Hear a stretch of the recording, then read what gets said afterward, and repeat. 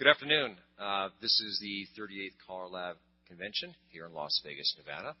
And this is the session on square dancing and round dancing, working together as a coordinated program. To my left, I have Mr. John Herr from Larkspur, Colorado, and I'll let you introduce yourself. I'm John Herr from Larkspur, Colorado.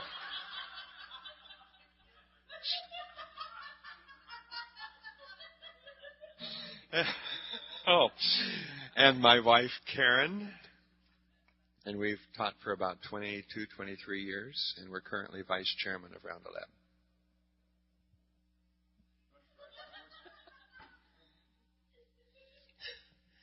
And to my right, we have Mr. Ron Woolcock from Olympia, Washington. Would you like to add anything more than that? Thanks, Eric. I'm currently the chairman of Ron and Georgine, or as I put it, John is my mentor, and he needed somebody to take over for him, so he said, "You're it." My wife, Georgine, is out there. We've been teaching and cueing since 95, 96, that we've been around. So back to you. And my name is Eric Henerlau. I'm a caller who also happens to cue rounds. I cue some phase 4s even, actually. I'm calling about 31 years and actively work with round dancers in my weekly program 3 nights a week.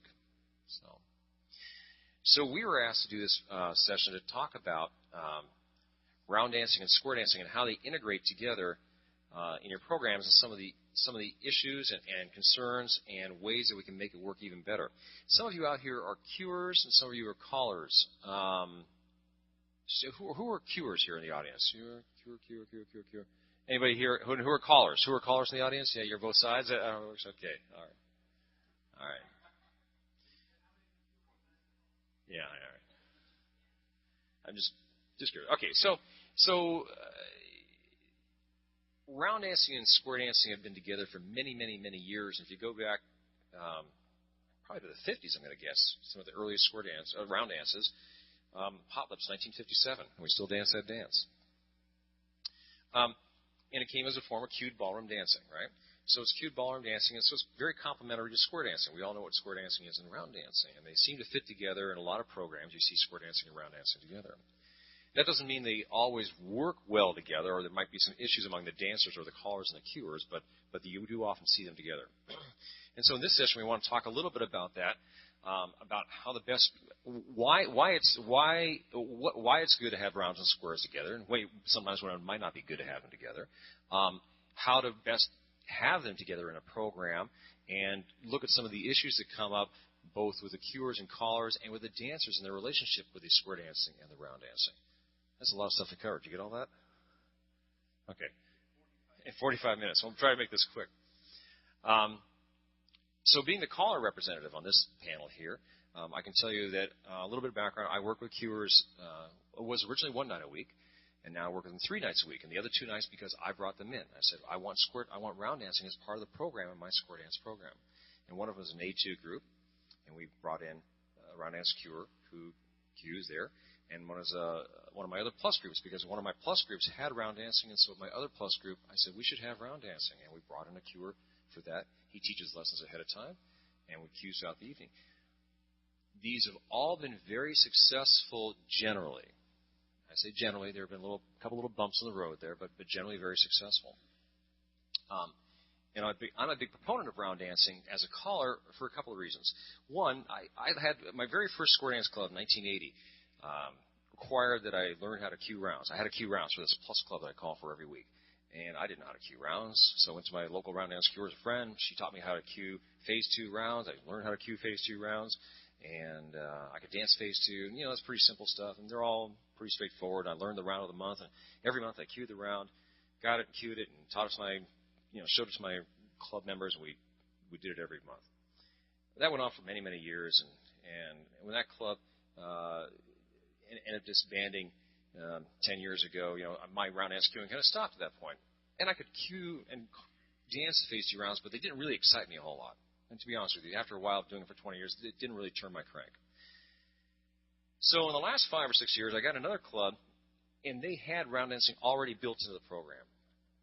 And part of that program had pre-rounds for half an hour and double rounds between tips. And I'd sit out and watch, and just watch the break, because it was my time off, right? Because as a caller, I could just take a break. Well, after watching for a while, I saw there were some really fun rounds out there beyond phase 2. And I said, this could be really, really exciting. You know, I thought, this is interesting. Nobody ever showed me this before. So I started getting more and more interested. And I started working with some dancers and Cuers to learn how to get up to some of these more interesting dances out there, more interesting music. It wasn't the same old grand Wilcox, whatever, not a grand hi-hat, all those Windsor labels that I'd grown up with, which I was kind of frankly done with at this point. They were using pop music. It's really great music out there. So that's music I can relate to. I can dance to that. That's really fun. How can we integrate this into the program? So I learned how to round dance. I got up to a higher level, medium, phase 4, medium level round dancing. But it became more interesting to me. The music was better. The dancing was more interesting. And it gave me a break. I'm off stage. I was calling, so I have to do my thing. And I get off, and I get to go dance that thing, and I get to go out and have fun. And then take a short break, and then get back on stage and do my thing again. So for me, it was a very important thing to actually get a transition, because as much as I love calling and square dancing, I love it to death, if it's the only thing you do, it can just get very, I always use the word monochromatic, it becomes tedious, and it's the only thing you do. You need variety in everything you do in life, and round dancing provided that variety for me, so I got to switch off from square dancing. It could have been some other activity, but it was round dancing. It was great. So that's a little bit of background on me, and how I personally view round dancing, and why I think it's important as a part of a program. I've had a lot of conversations with dancers and callers who have different opinions about integrating rounds and squares together, and I'm going to share those in a minute. But first, I want to pass the mic back to you, Ron, for your thought. Thanks, Harry. I'm a square dancer. That's how I got into this whole activity, was square dancing. I didn't become a cuer until, as is in a lot of areas, all the cuers left. And somebody said, we want to do round dancing. And from that point on, as with all good callers and cuers, there's 2 questions you've got to ask yourself, which is, number 1, can I do it? Number 2, do I want to do it? Okay? Because those are 2 very important questions. And I guess the question I'd like to ask the audience before I talk about me, how many of the callers round dance? How many of the people that call you actually dance round dances? How many of the round dance cuers actually square dance? And how many actively at a dance do those? In other words, as Eric says, between his calling, do you go out and do the rounds, or vice versa? Between the cueing, do you go out and square dance? Okay? Those are 2 important things. And a lot of times we'll see people, the caller or the cuer, they'll come down off the stage and they'll just go set. They'll never partake in each other's activity through. And so consequently, sometimes I happen to have a piece of paper up here that is a document that has been created by both RoundLab and CALLERLAB called Working with Squares and Rounds. And I just want to read the first sentence on this thing, and this sometimes might answer the question. Ever wonder why some dances seem to be filled with energy and others seem to last and linger forever? Part of the answer to that question is not partaking on the other side of the.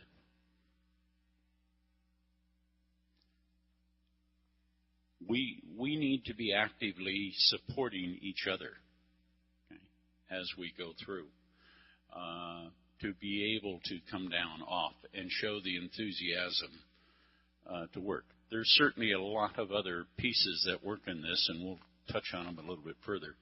And that's about all further I'm going to go at the moment, and I'll let you go back and we'll let John put some thoughts on here.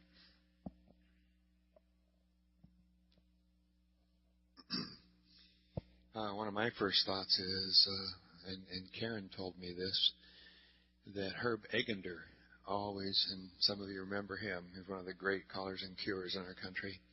He made the statement that a square dancing makes a better round dancer, and round dancing makes a better square dancer. There are different elements in the two activities that relate to one another, but they're not the same. And so we actually are enhanced dancers when we do both. And so that's one of the principles upon which Karen and I found in our beliefs. And that's why we promote both rounds and squares. And that's the reason that Karen and I went to John Marshall 2 years ago and put this paper together of working together with squares and rounds. We have another document also we've been working on. And so we have been trying to build a relationship between the two organizations so that we can foster better relations. The next thing is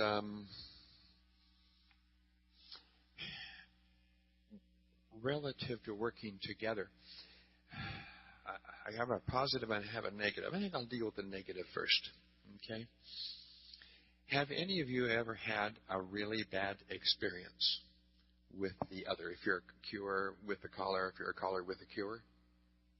Any of you ever had a really bad experience? Is it worth sharing here, Roy, or not? With the mic? Okay. Well, I'll share mine a little bit without a name. I went to a square dance where his caller had already set up his equipment before I got there. Well, I was there half an hour early, and he had already set it up. And he started yelling and screaming at me for not helping. And I always help the caller set up stuff, you know. And it was in front of all the dancers that were there at the time. It was a very bad experience. So my question to you now would be, if you were in that boat, what would you do? Anybody got an answer for that?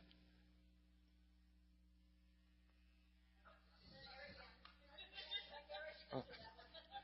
It's 2-on-1, Eric.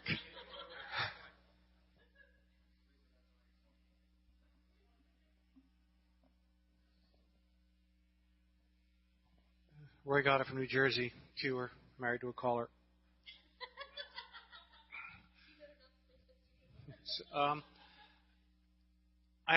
First of all, let me clarify, I had just the opposite experience, which was the bad one, where I was at a dance and I was set up and I was doing the half hour of rounds before the dance, and about 10 minutes before I was done, suddenly the caller is setting up his equipment on the table that I was then working on, at which point I'm always one to be very tactful, and I simply said, "Excuse me, but, just wait 5 minutes, and I'll give you 5 minutes to set up your equipment. I'm working here." I didn't do it over the microphone. Okay? As to your situation where the guy's screaming at you, I probably would have just, says, you set up by yourself by choice. I was here in plenty of time to help, so what's your problem?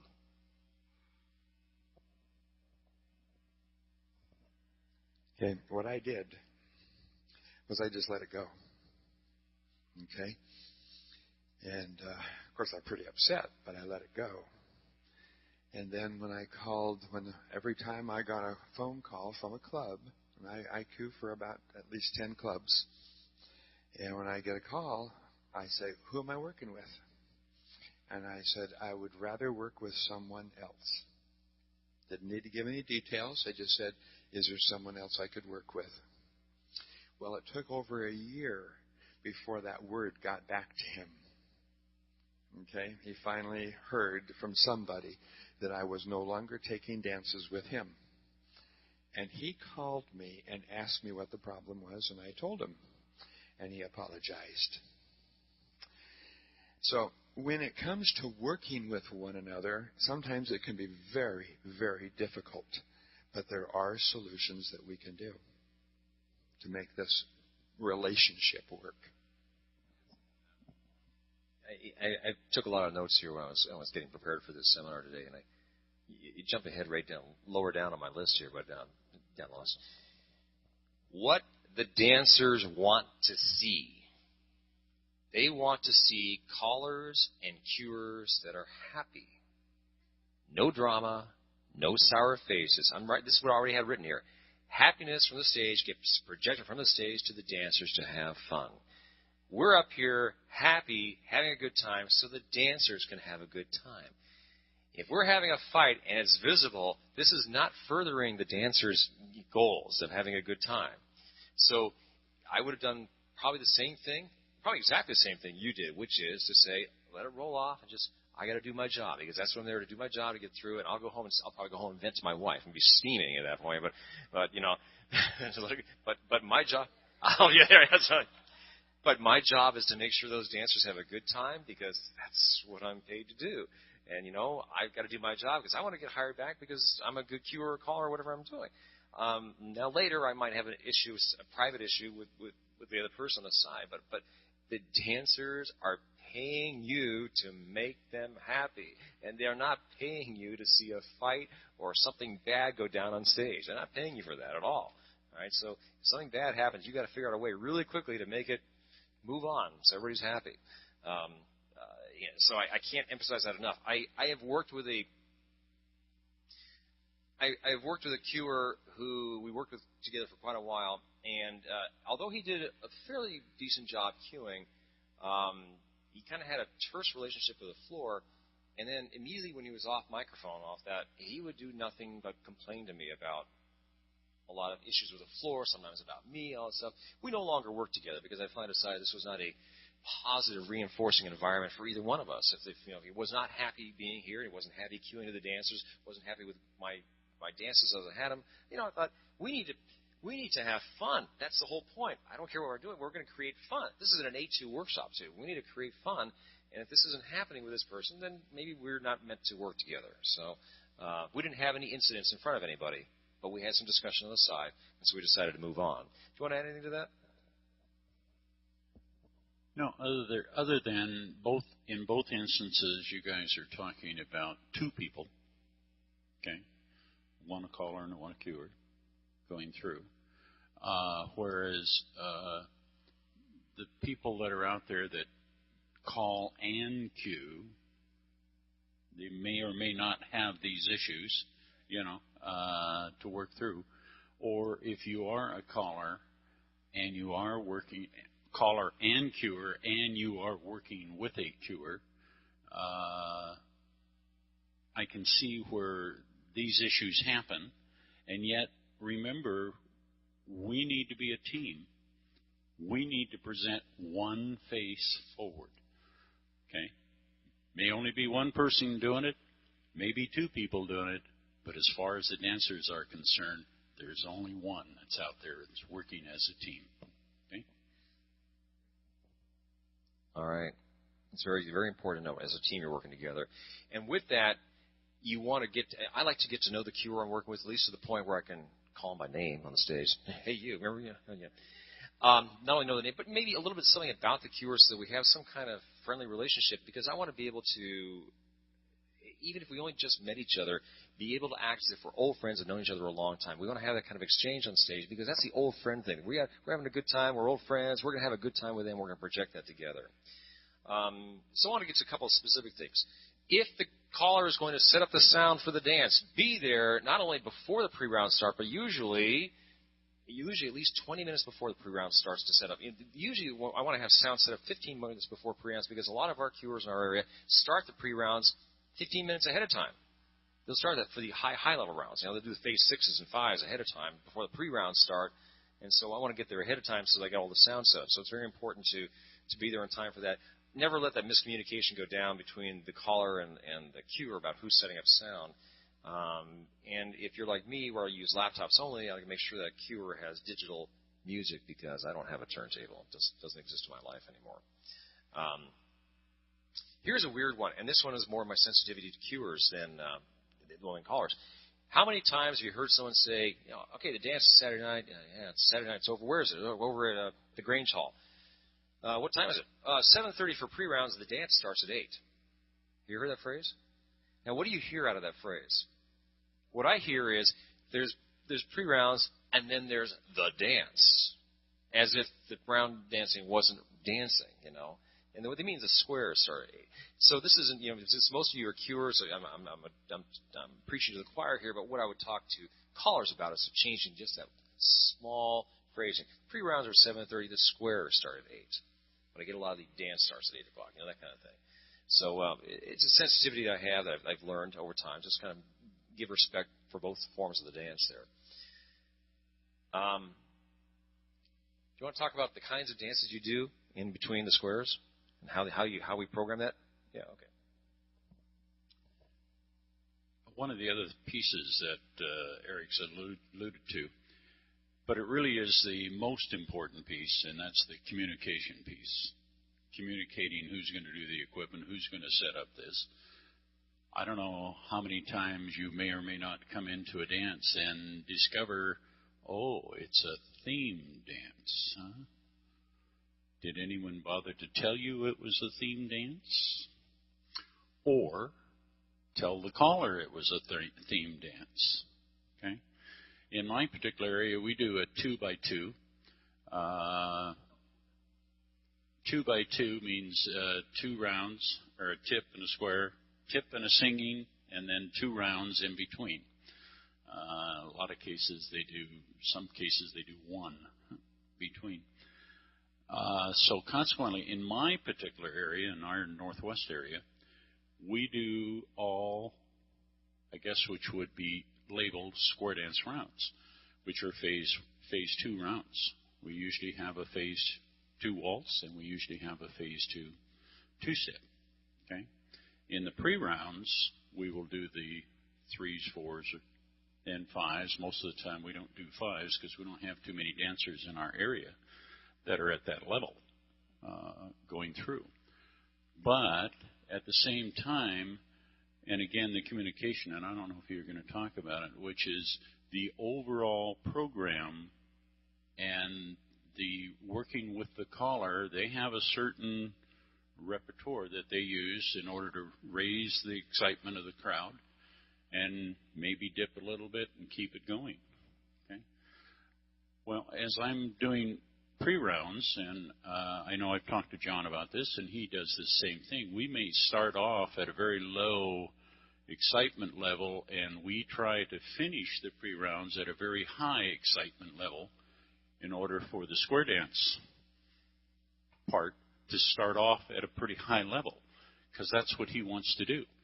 So I pull him up to a high level. He keeps it going for a high level, and then all of a sudden, I throw on a sleepy, dreamy, slow waltz. Boy, now is that good communication that goes through. Okay, so again, I'm working with the caller, working through this issue of what are we going to do tonight? Let me see what your program is. Is this a high level? Do I recognize the songs? Are we really out there pushing on the thing? When can I bring them down a little bit? Because we happen to have a couple of waltzes in our area that the dancers love to do, but they're not necessarily very peppy on the thing. And they'll come up and ask for those waltzes. I know you. That's not one that's slow in the first place. So, anyway, that's a few comments.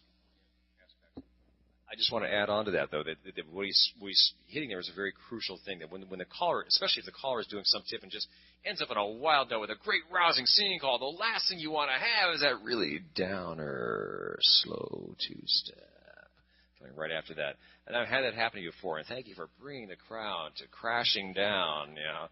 So you got to time that out with, we worked that out with the, and a good cure, and there are good cures. Good cure will know that, have their program together, but be flexible enough to say, yeah, I've got it all laid out, but I can rearrange that because that's how it just happened. I've actually worked with Cuers, though, that have their program laid out, and they don't vary. They will not vary from that program. Then can you just flip a couple of dances around because I was doing. So please try to keep tight with the caller and ask how things are going. How's it going? Well, ask Cuer, how's it going? You want to get a sense of how it's happening on the floor. Are the dancers responding? 2 or 3 tips have gone by, some rounds have gone by, are people still responding? Do you want to add something to that before I go on? Well, there are clubs, both clubs and festivals also do that to us because we get asked to do a festival, and they ask me for the dances I know how to do, and they program the dances. And so the caller gets up there, and he does this great job, and they've programmed me to do a slow waltz. You see? And I don't get a choice, but I try to get a choice. So I call him up, and I say, I would prefer not to be programmed because I want to work with the caller, and I want to do what he's doing with the group. And half of them will say yes, and half of them will say no. They want it programmed. And it's hard to work against that. And also, the clubs are also guilty of the cure builds them up like Ron and I do, okay? And then the club, and the last thing I say is, okay, let's all square them up now and welcome Ken Bauer or somebody. I got them all excited. Here he comes. And then the club president walks up, takes the mic out of Ken's hand, and says, I'd like to introduce to you now, and destroys the feeling. Yeah, and some announcements.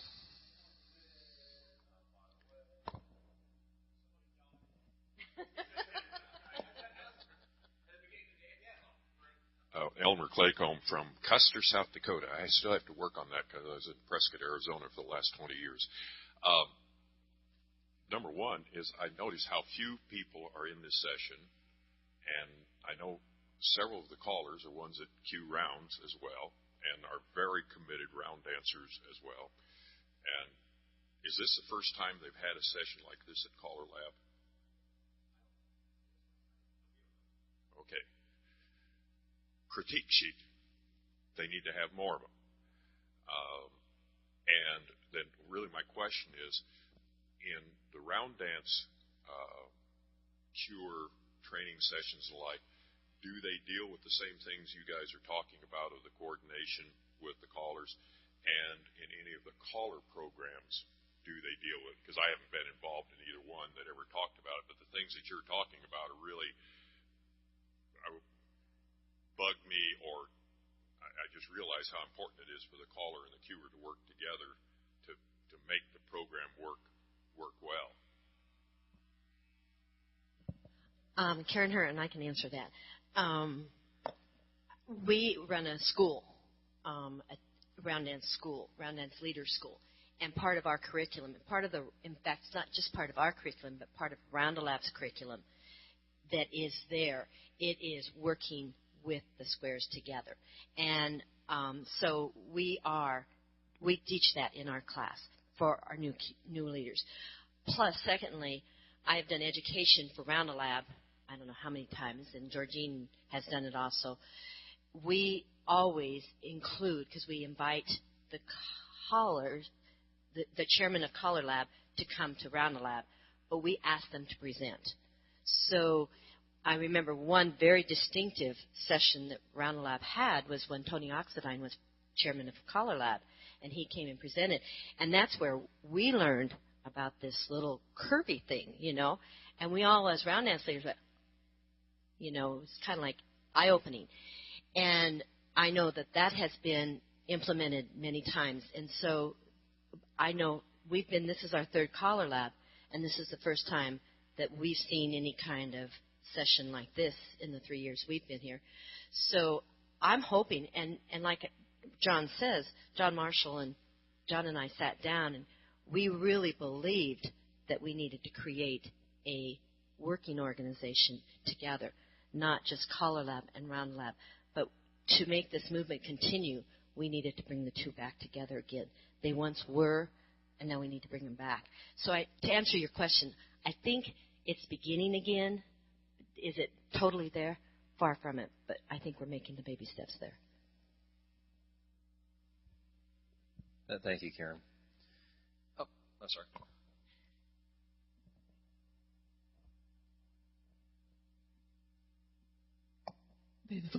Beth McLaughlin, Queensland, Australia. I know we're all talking about Cuer and caller relationships, but how on earth do you educate the square dancer who arrives when you're doing your pre-rounds, and there's the welcoming yee-haw and cuddles and laughs and everything else, and you're trying to cue to your dancers on the floor? You've got your volume set beautifully for when you started. You're upping it as more of them come in.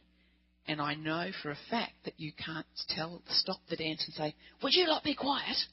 Because that will just kill the atmosphere, and there will be a divorce proceeding for me because my husband is the caller of the club. So how do we educate? It's not just educating the cuers and the callers to work together. We have to educate the dancers who don't round dance. John and then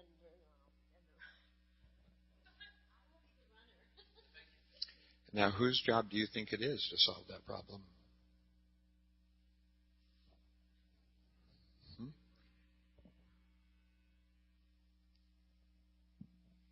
Nothing works better than peer pressure. If the round dancers on the floor can't hear the commands, there's nothing wrong with a very polite, shh, we can't hear the commands, to the people on the side.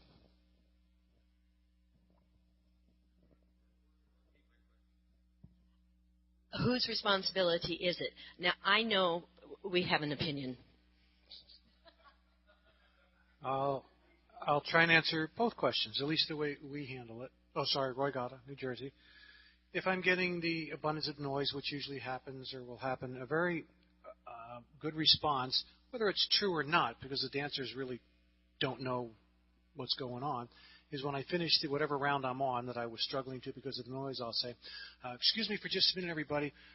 This is great, everybody. It's a social activity, but this is what we call a very bright hall, which means that all the sounds bounce off the walls. There could be curtains all the way around. I don't care. I'm going to say it's a bright hall. So just keep your conversations just a little lower while we're doing the rounds, okay? And I do that. As to who should be doing it, it should be the officers of the club. But that's not going to help me finish my last 10 minutes because what am I going to get on the microphone? Hey, presidents, we tell these people to shut up. That's not going to work. I mean, I could try and get their attention, but that's not going to happen either because they're probably the ones doing the greeting.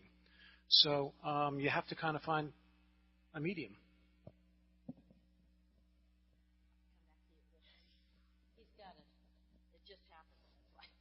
I wasn't opening a discussion. I asked a very specific question, who's responsible? And you're right.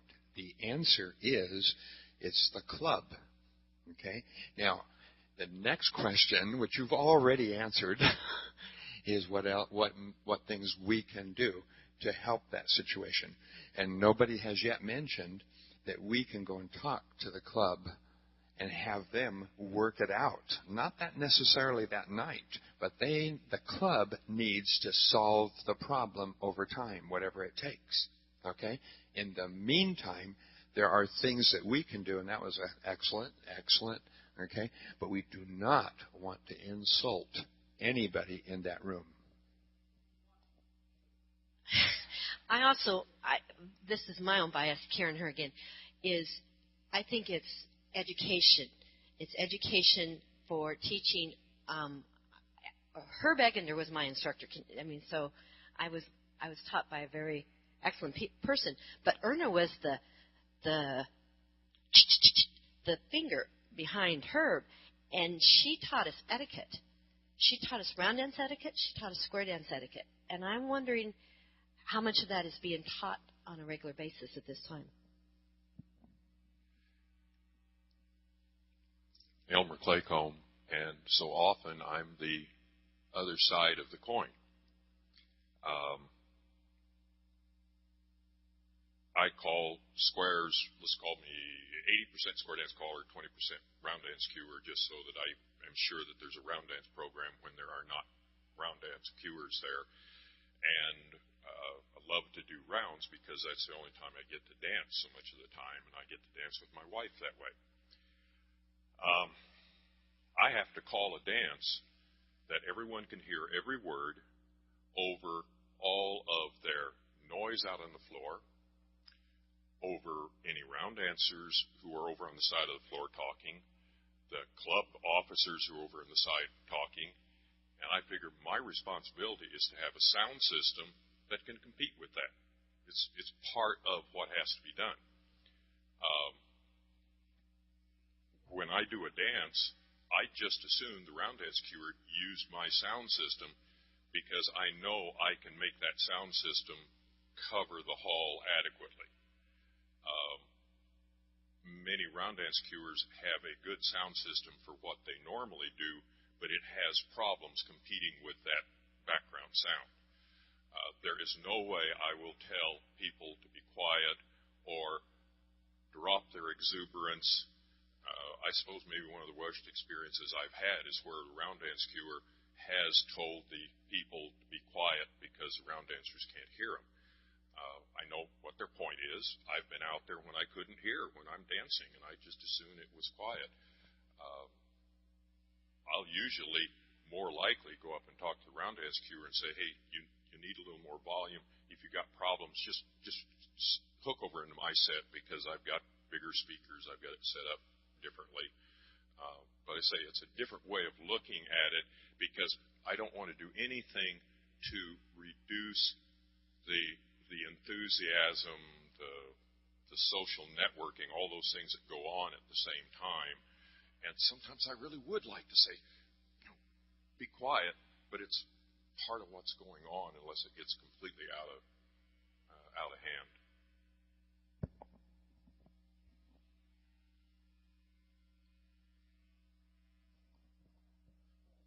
There is one other avenue in order to not offend anybody, not to lower the activity or the action that's in the hall.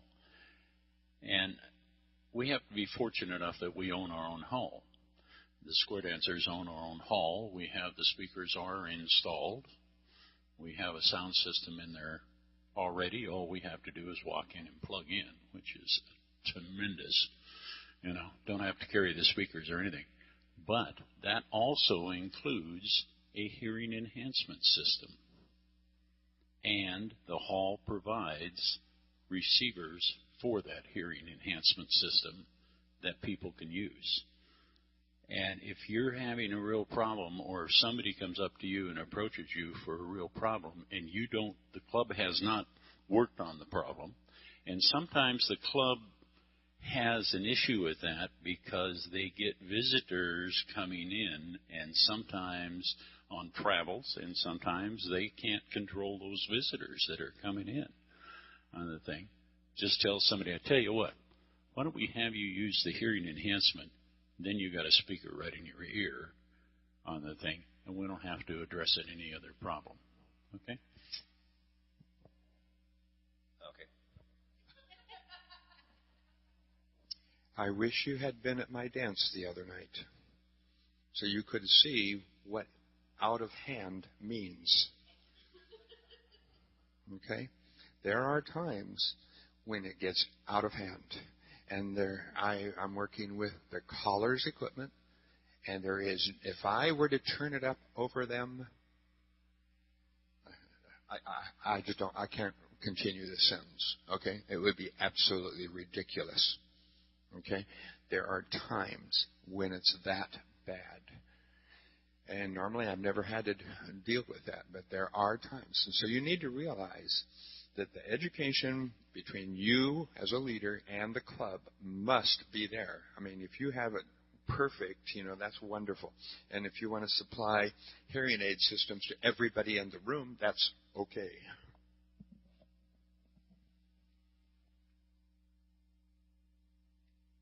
Well, I was lucky I walked in just at this minute. I have a little, this is the second time today I've forgotten to do that. This is Erin Byers from Sacramento, California. I have something that I say when things get out of hand, and I won't say it's perfect, and I won't say that it lasts the whole night, but it usually works at least for a while. I'll get on the mic and I'll say, wow, we have such an amazing activity. Everybody enjoys each other's company. They love to spend time together. It's so incredible that we have this activity to bring us all together. And because we have this great activity, I know that each one of you are going to be respectful of the other dancers. And round dancers, would you please give the square dancers a round of applause to thank them for being quiet while we're round dancing? Almost always works.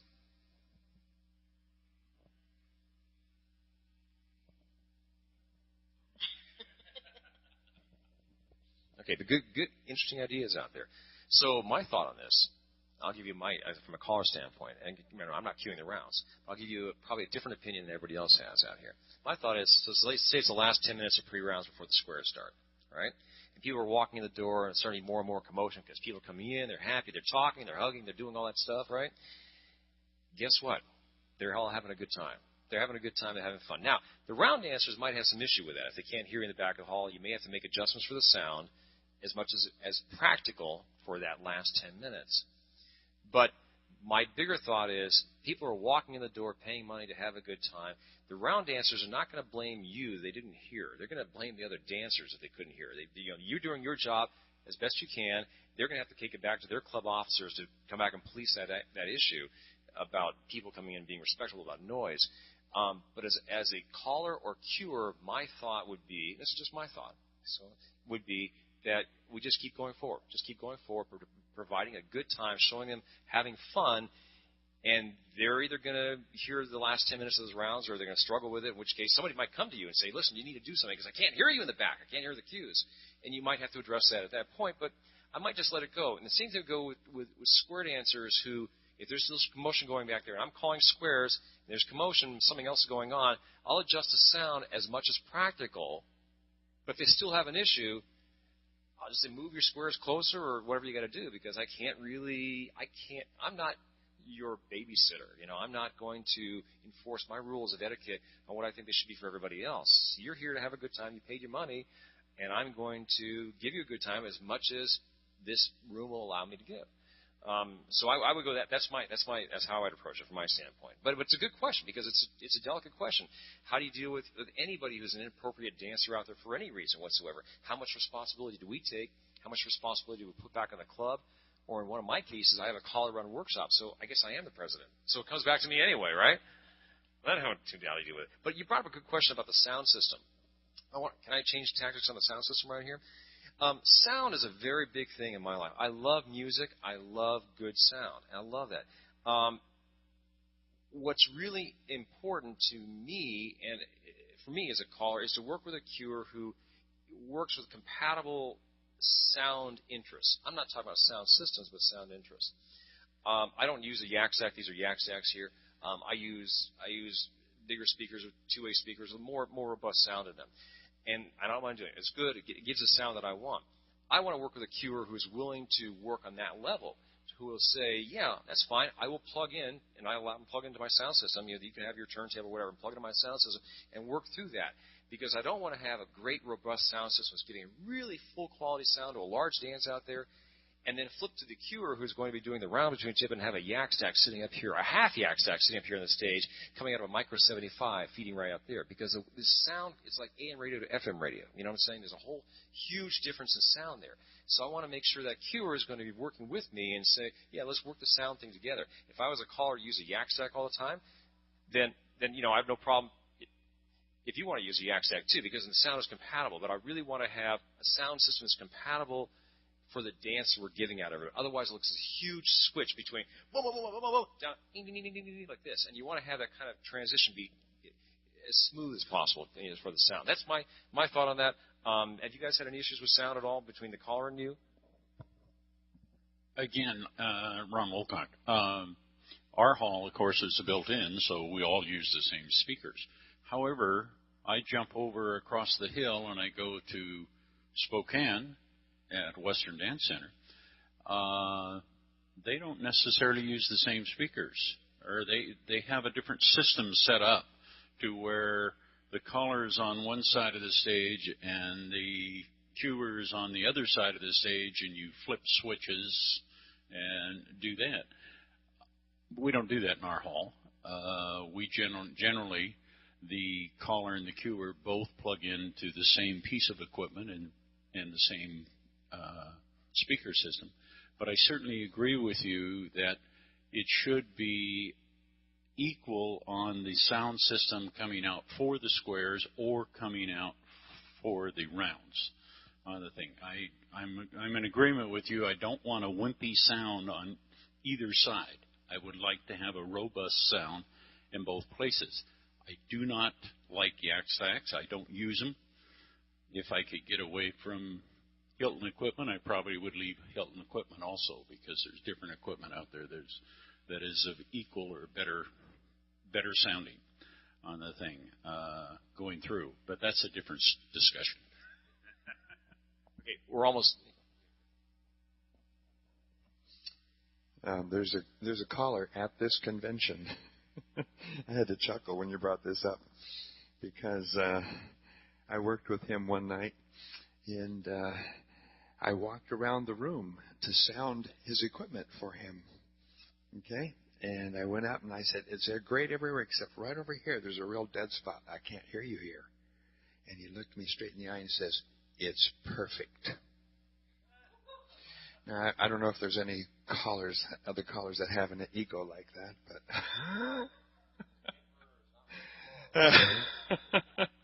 but before we finish, I want to make sure we're addressing something Craig mentioned to me when we came in.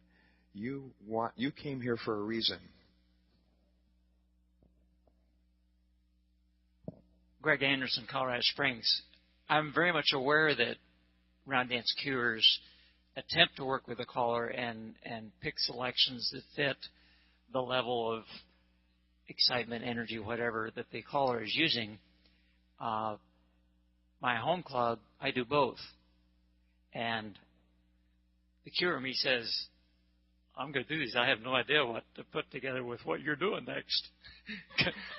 I mean, maybe I instinctively do. I don't know, because people say they like the music, but I'm sure that I'm committing all sorts of sins from time to time about that. Either one of you would probably say, "Well, why did you use the round, after that tip or something?" So if there's anything like that my caller self can talk to my cuer self and explain how to do that, then I'd be so appreciative.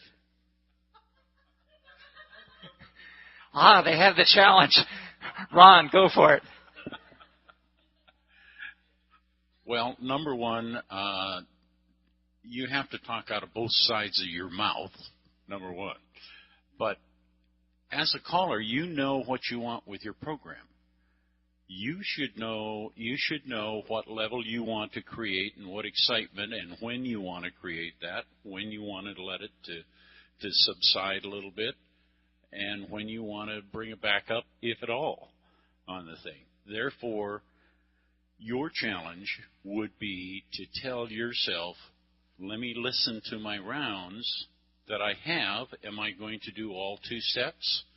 Am I going to be doing cha-chas? Am I going to be doing rumbas? Am I going to do waltzes? And let's listen to that music, and let me categorize it by these are fast waltzes, medium waltzes, slow waltzes, fast two steps, medium two steps, slow two steps, okay? Or fast cha-chas or rumbas, whatever it may be, so that you know when you need an up song, here's where I go to find my up songs, and in whatever rhythm you want to work with on the thing. Now, that's going to take some time on your part. I know myself, I work with my music when I sit down, and when I design my program ahead of time, on the thing. Number one, the one thing I don't do, because the callers that I work with are not very good at it, and that is communicating back and forth to say, before we get to the dance, do we have a theme? Okay. What are you going to do the theme? Okay. And number two, just what is the program? How do you want it to run? You know, over a period of time, you learn that as you work with the same caller all the time. You learn those things going through, but it takes a little bit of effort to prepare yourself. And again, you're going to have to turn yourself around and say, all right, I'm a Cuer, and look at it from the Cuer side. Turn around from the square dance side.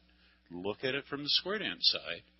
And as a square dancer, you should know what the theme is you want to go. And the other thing that I wanted to say, when we go to a square dance, okay, because this question came up one time, who is dominant, the square dance caller or the Cuer? We're going to a square dance on the thing. Is it the Cuer that's the dominant one, or is it the caller? Okay? Generally, it's the caller if you're going to a square dance, and it's the caller's program that the Cuer is complementing going through. So it's not up to me as the Cuer to say, here's what our theme should be or our activity should be tonight. Okay? That's the solution for me. I'll just tell myself next time, hey, Cuer, you know, this is what I want to do. Okay, Vern, then I got a couple of wrap-up comments here. Thank you. Vern Boggs in Spokane. The greatest thing that happened to my calling career in 2004 is when my wife learned to cue. She had gone to years of caller schools, years of caller's education, years of being a caller's partner, and says, I want to cue. So I was very lucky because she understood the value of the entertainment curve. And so the programming became a natural for her. The first thing I asked her, I says, I would really like it, because like Ron does, we do a tip in 2 rounds between tips. I would really prefer if when you do your rounds, your first round is the waltz, followed by the 2-step. And that's different from what other cuers do in our area. I says, I want the energy level coming up as we go into the tip. And that's been real successful for what our program is. The other thing that, you know, the communication with the cuer and caller can be a real delicate situation when it's a husband-wife team. We can get into the car at the end of the dance and be doing high fives to each other and just having a great time because the dance turned out well. And then there's I don't think I liked what you did with tips of your fingers. Shut up. Leave me alone. So, and sometimes getting that feedback as a caller from somebody who shares the stage with you is probably best waiting until breakfast. Maybe you don't want to know, but the teamwork, and if you have the opportunity to work as a husband-wife team, if you have that opportunity, it supercharges the entertainment value at the club level. My club dearly loves us both. And it's hard for us to get out and dance because I get down off the stage and I have to walk around and do the social thing, and Kathy gets down and does the same thing. So, but we end up, and we have over the years, really unified our club together, and it's one of the largest clubs in our area. We average 10 squares a month. Clubs just aren't doing that, from what I'm hearing, almost anywhere. So we're excited about what we're doing with the partnership we've developed as a caller and cuer. Starts up. I'm Kathy Boggs. I know what his program is. He starts slow, and by the 3rd tip, he wants to have the people off the floor. So I'm gearing up for that too, and I'll do like I can't think now, except for Monday or fishing in the dark, something like that to get them just going, and then after that we come down again, and then we'll bring it up to the end of the dance. But I know what it is, and it's hard working with other callers and cuers. But I try to listen for what they're doing, and I try to go with their program. And if they're doing a love song, then I'm going to do something like that too. I'm not going to kick it way up. I'm going to go with the flow. And you need to listen to what they're doing, and that's how I do it.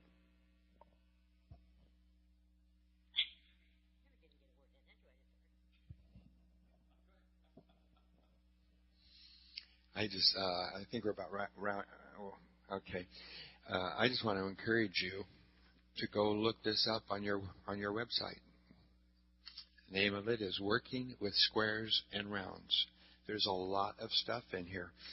And I think the best thing you can do to support this concept is to get your cuers to go to Round-A-Lab, because that's where we teach them to work with callers.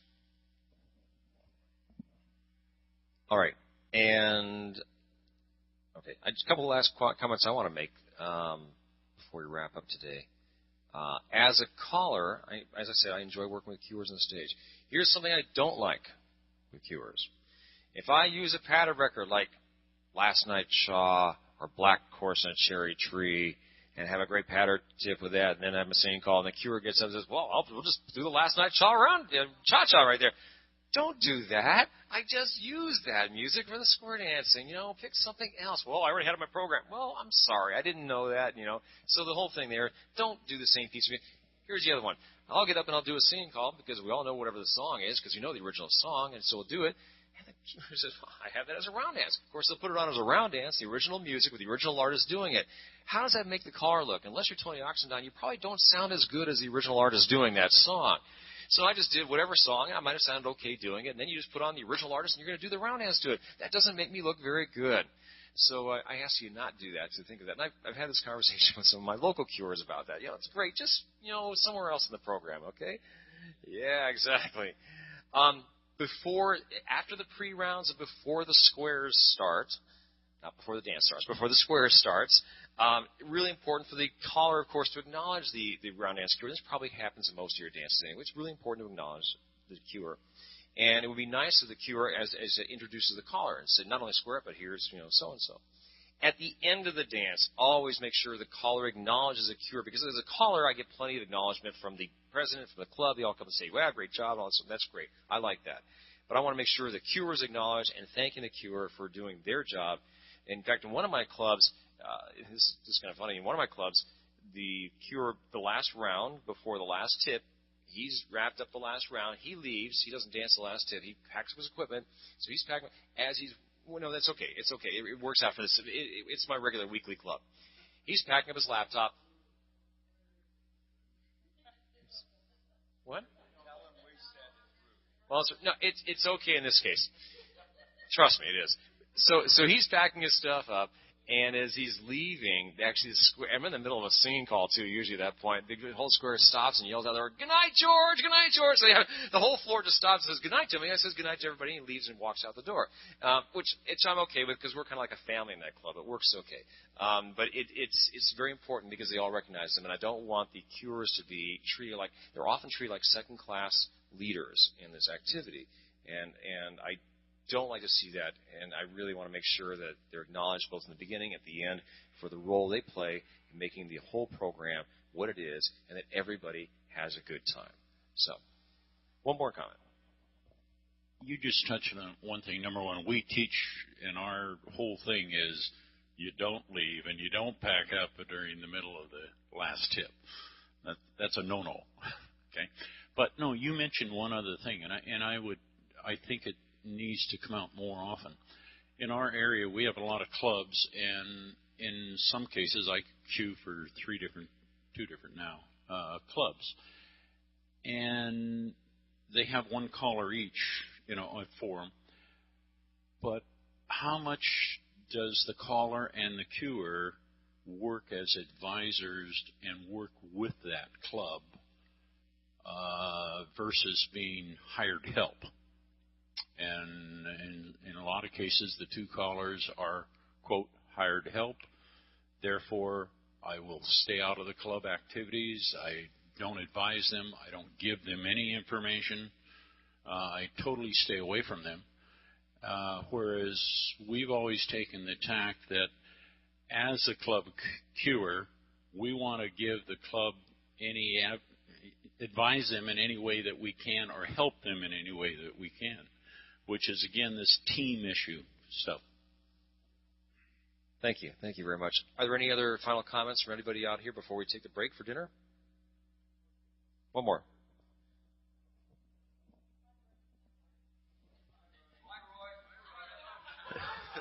Bye, Roy. Fern Boggs from Spokane. Just for the purpose of the tape, I think the topic is very dynamic. I believe the topic should be continued. I think this kind of communication across the two platforms, it will only benefit the activity. And so put it on your critique sheets. Encourage CALLERLAB, encourage RoundaLab when your turn comes around, that we continue this kind of constructive working together.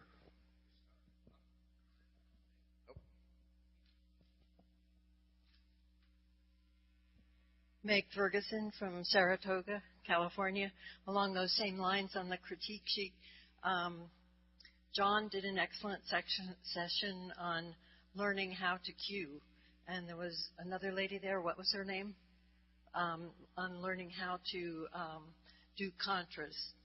And it was earlier in the day. It wasn't well attended, but I would like to see that again at CALLERLAB next year. What was her name?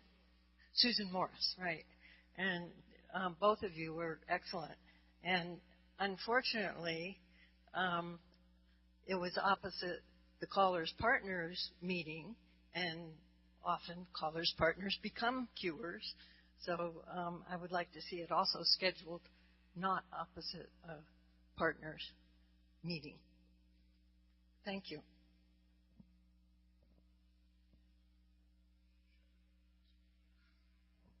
All right. Thank you all for coming out. Have a great afternoon. See you all at dinner.